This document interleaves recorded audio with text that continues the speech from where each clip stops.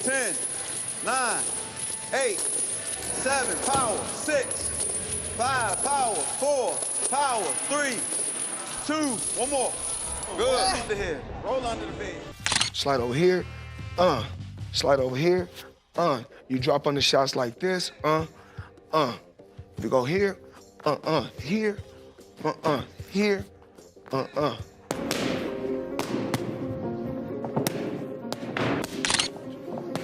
If I get him where I need him to be, he's gonna sleep for sure. Soften him up, then fry him. Floyd Mayweather has reportedly reunited with Gervonta Davis for an intense training session ahead of his blockbuster fight with JakePaul. Despite their past issues, Mayweather appears fully focused on sharpening Tank skills for the big stage. Fans, the real ones that know that this is no easy fight. He's very skilled, and I'm gonna go on the line and say this may be the most skillful person that Tank has faced thus far. I just don't want to look bad come fight night. My biggest fear has been embarrassed, especially in front of like all these people, like worldwide. Then you be like, come this mean for deck, like, you know? Like, I ain't got time for that. I'm not trying to go out get my butt kicked. Fans believe Mayweather's guidance adds crucial experience against an unpredictable JakePaul. Their reunion has fueled excitement and speculation, signaling that this fight might be far more serious than many initially thought. Just want things right now. They want to see nothing but excitement. They want to be entertained. They don't want to pay a lot of money to come to a fight to watch two guys just jab, jab, jab, grab. Gervonta Davis is known for pushing his limits every time he steps into training camp, and this one is no exception. Footage and insider reports show him zeroing in on speed, precision, and explosive power. Coaches note how sharp his look training with urgency while maintaining total control. His footwork appears quicker than ever, allowing him to glide around the ring effortlessly. Aware that this matchup demands perfection, Tank isn't leaving any room for mistakes, whether refining his angles, reaction time, or defense. His relentless pace shows how seriously he views JakePaul as a threat. For Davis, the mindset never changes. Stay ready, stay hungry, and stay dangerous.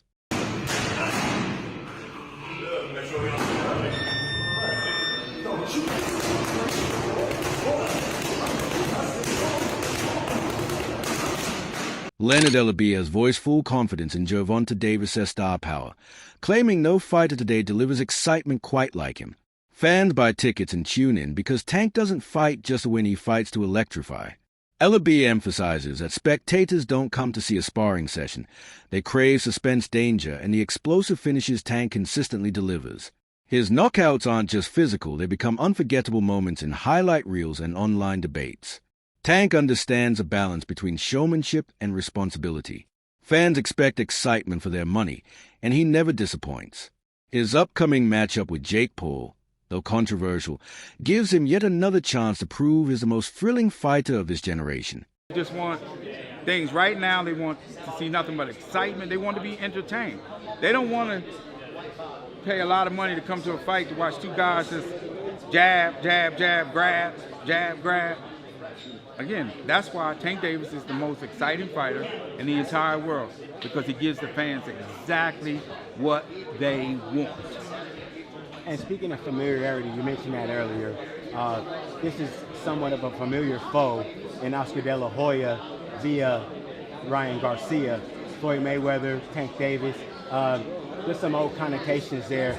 How much is Mayweather Promotions and PBC looking to deal a blow to the Golden Boy brand by knocking out their stalwart in Ryan Garcia? Oh, that's happening. That's happening. And then again, it's always good. You know, it's great. It'll be. Pauli Malignaggi argues that boxing must protect its soul, calling the Tank Davis versus JakePaul fight more spectacle than sport.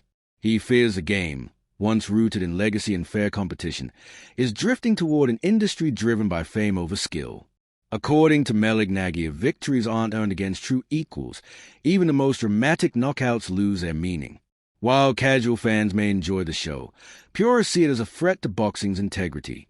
In his talks with Chris Algieri, Malignaggi emphasized that mismatches do more harm than good, urging the sport to return its focus to elite-level competition and authentic skill-based matchups.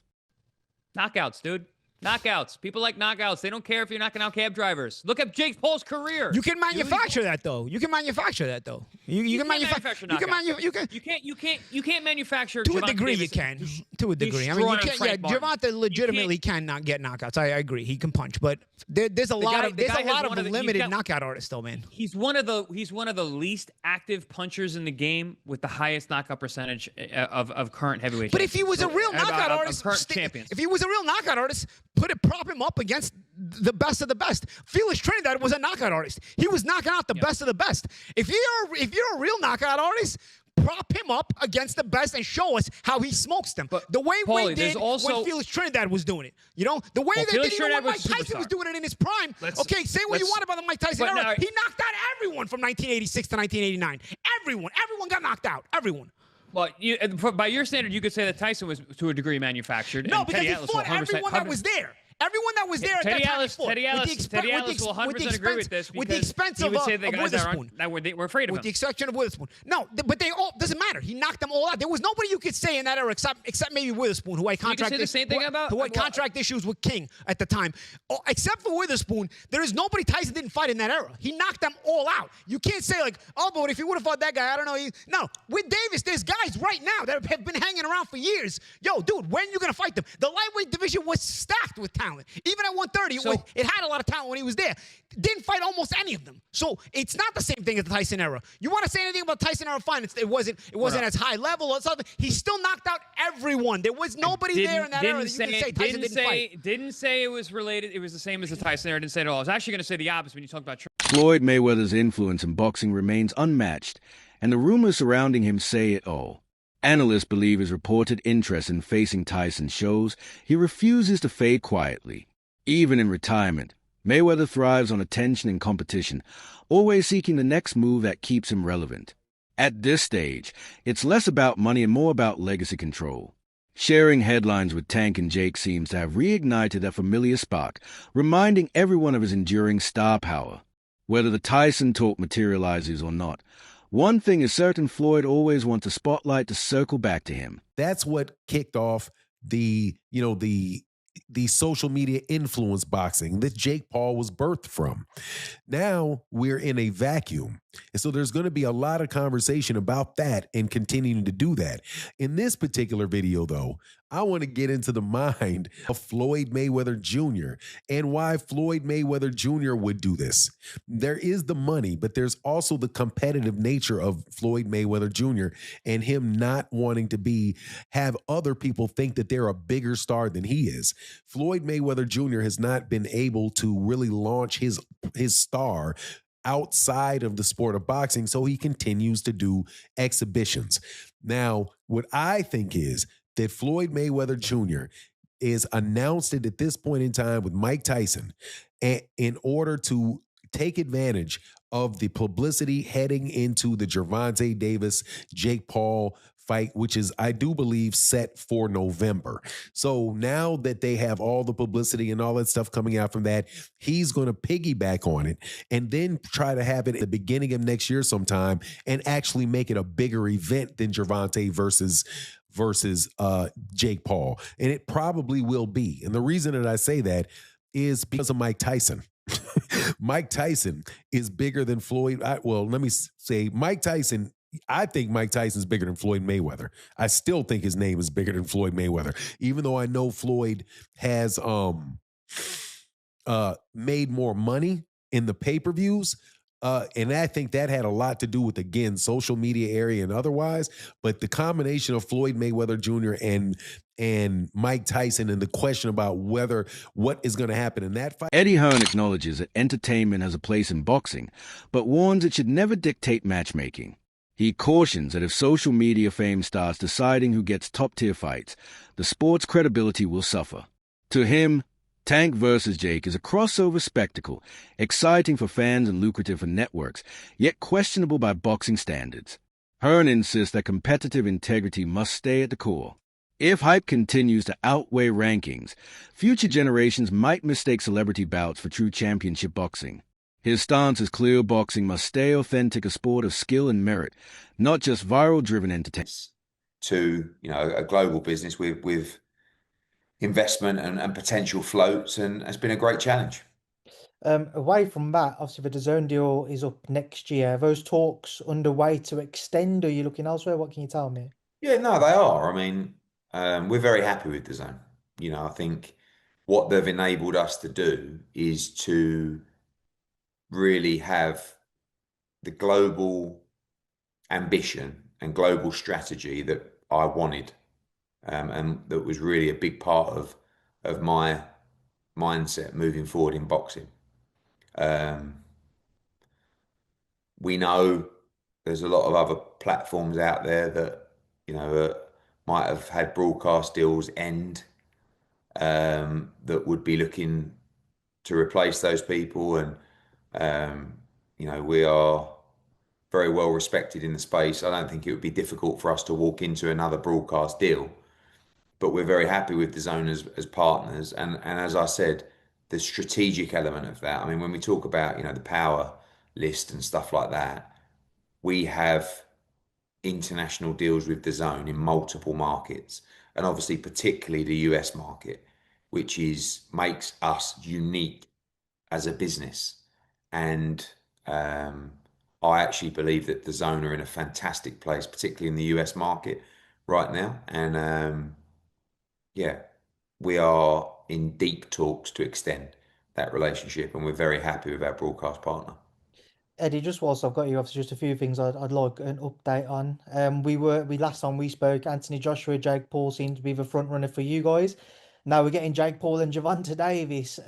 What can you tell me about that? What can you tell me about why Jake and Anthony has maybe been put to the side for now? Yeah, they always told us that it was, we were looking at that fight for February of next year, and they always said that there was a chance that Jake would fight in November. I think, wasn't I the one that broke Jake Paul against Gervonta Davis 6 months ago or something? I knew that they'd agree that deal. I didn't know they were about to announce it then, but I did know that they'd agreed that deal previously. So I don't like it, if I'm honest. I mean, I think we need to really differentiate between boxing and an entertainment concept, and that's what that is. It's a freak show. It's entertainment. It's a lightweight fighting a cruiserweight. With, I don't know, is it bigger gloves and certain minutes per round? I don't know what it is, but I understand the market, and I understand this freak show shock kind of the world mentality of people potentially tuning in. Is that a step too far? Maybe. I mean, I hated Jake Paul against Mike Tyson, but it did massive numbers. I hate Jake Paul against Gervonta Davis. It'll probably do massive numbers. So that's when you really have to differentiate yourself between, just because you don't like it doesn't mean it isn't going to do good business. Now, whether you want to be involved with it is another kettle of fish. I don't want to be involved with it, but I do respect the fact that it's going to do big numbers. It's just not boxing. And I don't think we should promote it as boxing. In the meantime, then, Eddie, where does that leave you with Anthony Joshua? Are you exploring other options for the end of this year, or are you still looking at that fight for the beginning? Yeah, no, we're not interested in the Jake Paul fight right now after that. Concept host breaks down the psychological tactics behind Jake Paul's moves. Jake isn't just a fighter, he's a strategist who understands how to attract big names through the business side of boxing. By flaunting luxury lifestyles and offering massive paydays, he's mastered the art of turning criticism into opportunity. For Gervonta Davis, a fighter who thrives on silencing doubters, Jake's bold taunts became irresistible bait. Jake's formula works. He transforms negativity into profit, using every viral moment to build momentum. His approach makes him a true disruptor, proving that the mental game is just as vital as the fight itself. In Rio... But also, and again, Jake's only been boxing for 5, 6, 7 years now. It isn't necessarily far-fetched to try to have his own advantages when trying to fight other boxers that have been far more experienced than him. But this one's a little too much, right? This one is crazy because of the massive weight difference. It doesn't make a ton of sense. But again, as far as a sport fight is concerned, I want to make sure I make that clear. Again, this is not me hating on it, because I do think that both guys have been very upfront with what they're doing in this fight and what their goals are with these kind of events. But the narrative Jake's trying to create as if this is like proving anything for him fighting a real fighter when Gervonta is so much smaller than he is It'll prove something in the fact that Jake is willing to put on great events, but it won't prove anything to the people that are asking him to fight a real fighter. I will say though, if Jake goes out and flatlines Gervonta, the casual audience that will say Gervonta smokes Jake completely and utterly, like it wouldn't even be close, that will change their minds a little bit. Not the people that know boxing, but the people that are going to watch this, the casual viewer that know the name Gervonta Davis and know the name Jake Paul. If he is to compete with Gervonta at all or look good in that fight, people will in some way accept that. Or they'll do the other thing where they just say the fight's rigged, which has never been the case, but you get what I'm saying. What Jake is doing is trying to convince a casual audience that he belongs in the ring with bigger names. If he's able to hurt Gervonta at all, that might actually do it. The undefeated lightweight champion of the world. With a record of 30-0, 28 knockouts. And this one is over! The brick He's been hand. boxing since he was 5 years old and turned pro when he was 18. Kobe's argues that reducing Gervonta Davis' motivation to money alone is a lazy take. Yes, the payday is massive, but Tank also fights for pride and legacy. The knockout bonus adds extra fuel, guaranteeing one thing: he won't play it safe. When a fighter of his caliber knows a finish brings big rewards, the intensity skyrockets. Every punch becomes a message, every round a hunt. Tank isn't here to coast for a paycheck. He's chasing a decisive ending that leaves no doubt. For him, losing isn't an option. His pride, reputation, and highlight reel legacy are all on the line in this explosive matchup. You guys told me that Gervonta Tank Davis is just taking this fight for a payday. He's just trying to get to the bag. Well, you got the fight itself, which is a payday, and you got a KO bonus on top of that, a big bonus. That's what Jake Paul said. They're gonna get a big bonus. And they got a side bet of $2 million. Let's make it 2. Y'all gonna shake on it? Yeah. Shake on it? Shake on $1 million. 2 mil? 2 mil? 2 mil. Let's do 2 it. mil. Go get a shake. Oh, they're shaking left here. 2 mil. There we go. Oh my fuck. Why not get the entire... Analysts paint a challenging outlook for Jake Paul's chances. Gervonta Tank Davis has developed an almost instinctive awareness in the ring, reading reactions, predicting mistakes, and exploiting openings with terrifying precision. Jake's power is undeniable, but landing clean shots on someone with Tank's reflexes is a completely different challenge. Experts predict that once Tank closes a distance and locks in his timing, Jake will experience a level of force and accuracy that no sparring session can replicate. Jake's confidence is bold, but Tank's experience is a game changer. One perfectly timed punch could end it instantly, exposing the vast gap between influencer boxing and true elite-level skill. Easy, bro. Chilaquiles.